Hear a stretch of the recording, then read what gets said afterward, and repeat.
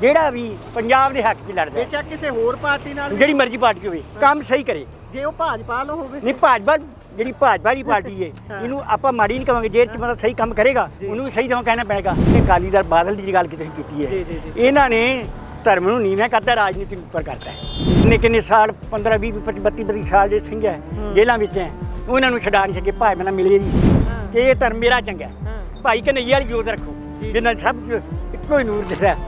ਮੁਸਲਮਾਨ ਹਿੰਦੂ ਸਿੱਖ ਪਾਣੀ ਜੋ ਪਿਉਂਦਾ ਗੁਰੂ ਗੋਬਿੰਦ ਸਿੰਘ ਪੁੱਛਿਆ ਹੀ ਪਾਣੀ ਕਿਉਂ ਪਿਆ ਰਿਹਾ ਤੁਸੀਂ? ਉਹ ਕਹਿੰਦਾ ਮਹਾਰਾਜ ਨੂੰ ਮੁੱਕ ਕੇ ਪਾਣਾ, ਮੈਨੂੰ ਮੁਸਲਮਾਨ ਵੀ ਤੁਸੀਂ ਨਜ਼ਰ ਆਉਂਦੇ ਆ ਤੇ ਗੁਰੂ ਸਿੰਘ ਤੁਸੀਂ ਨਜ਼ਰ ਆਉਂਦੇ। ਇਹੋ ਜਿਹੀ ਅਵਸਥਾ ਹੋਣੀ ਚਾਹੀਦੀ। ਆਪਣਾ ਮਾਣ ਜਿਹੜਾ ਬਰਕਰਾਰ ਰੱਖਣਾ ਚਾਹੀਦਾ।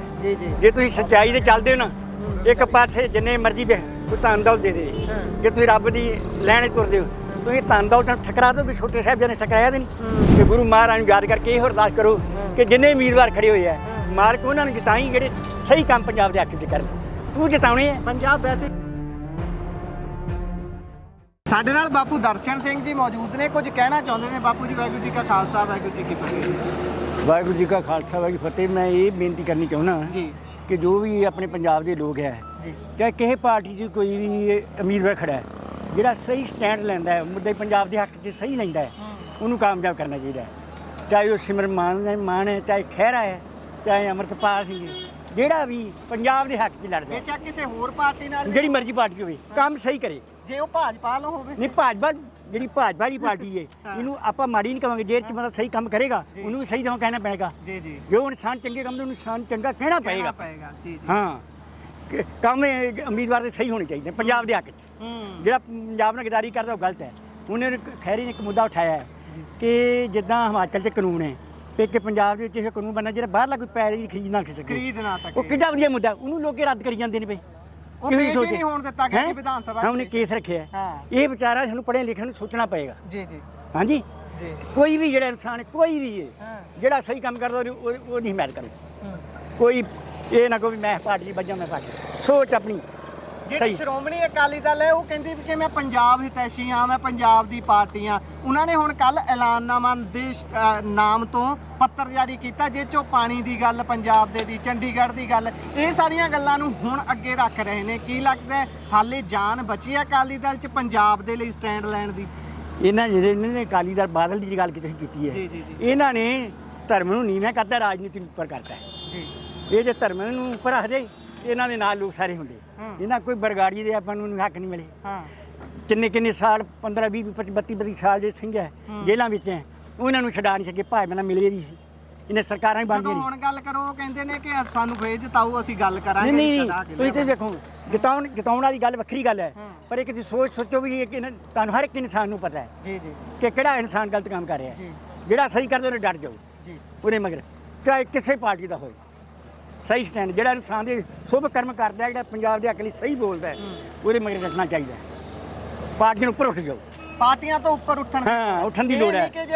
ਧਰਮ ਨੂੰ ਲੈ ਕੇ ਨਾ ਬਹਿ ਜਾਓ ਕਿ ਇਹ ਧਰਮ ਮੇਰਾ ਚੰਗਾ, ਭਾਈ ਕਨਈਆ ਵਾਲੀ ਜੋਤ ਰੱਖੋ ਜਿੰਨਾ ਸਭ ਇੱਕੋ ਹੀ ਨੂਰ ਦਿਖਦਾ। ਮੁਸਲਮਾਨ ਹਿੰਦੂ ਸਿੱਖ ਪਾਣੀ ਜੋ ਪਿਉਂਦਾ ਗੁਰੂ ਗੋਬਿੰਦ ਸਿੰਘ ਪੁੱਛਿਆ ਹੀ ਪਾਣੀ ਕਿਉਂ ਪਿਆ ਰਿਹਾ ਤੁਸੀਂ?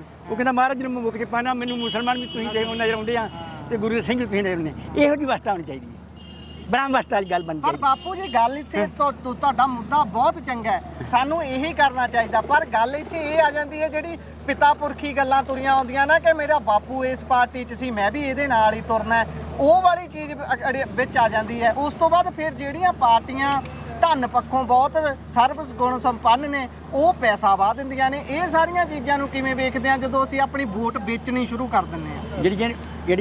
ਜਿਹੜੇ ਪੈਸੇ ਦੇ ਤੌਰ ਤੇ ਵੋਟ ਨਹੀਂ ਵੇਚਣੀ ਚਾਹੀਦੀ। ਆਪਣਾ ਮਾਣ ਜਿਹੜਾ ਬਰਕਰਾਰ ਰੱਖਣਾ ਚਾਹੀਦਾ। ਜੇ ਤੁਸੀਂ ਸੱਚਾਈ ਤੇ ਚੱਲਦੇ ਹੋ ਨਾ, ਇੱਕ ਪਾਸੇ ਜਿੰਨੇ ਮਰਜ਼ੀ ਕੋਈ ਧਨ ਦੌਲਤ ਦੇ ਦੇ, ਜੇ ਤੁਸੀਂ ਰੱਬ ਦੀ ਲੈਣ ਤੁਰਦੇ ਹੋ ਤੁਸੀਂ ਧਨ ਦੌਲਤ ਨਾਲ ਟਕਰਾ ਦੋਗੇ। ਛੋਟੇ ਸਾਹਿਬ ਨੇ ਟਕਰਾਇਆ ਤੇ ਨਹੀਂ, ਉਹਨਾਂ ਨੂੰ ਜਾਇਦਾਦਾਂ ਮਿਲਦੀਆਂ, ਬੇਗਮਾਨ ਡੋਲੇ ਵੀ ਮਿਲਦੇ ਸੀ, ਉਹਨਾਂ ਨੇ ਠਕਰਾ ਦਿੱਤਾ। ਆਪਾਂ ਨੂੰ ਉਹ ਰਸਤੇ ਨੂੰ ਅਪਣਾਉਣਾ ਚਾਹੀਦਾ। ਗੁਰੂ ਦੇ ਤਖਤਾਂ ਨੂੰ ਠੋਕਰਾਂ ਮਾਰਤੀਆਂ। ਇਹ ਜਿਹੜੇ ਰਾਜ ਭਾਗ ਜਿਹੜੇ ਹੈ ਨਾ, ਇਹ ਸੱਚਾਈ ਦੇ ਨਾਲ ਲੜ ਕੇ ਲੈਣੇ ਚਾਹੀਦੇ ਆ। ਫਿਰ ਉਹ ਰਾਜ ਸਾਹਿਬ ਸੁੱਖ ਦੇਣਗੇ, ਮਹਾਰਾਜਾ ਰਣਜੀਤ ਸਿੰਘ ਵਰਗੇ।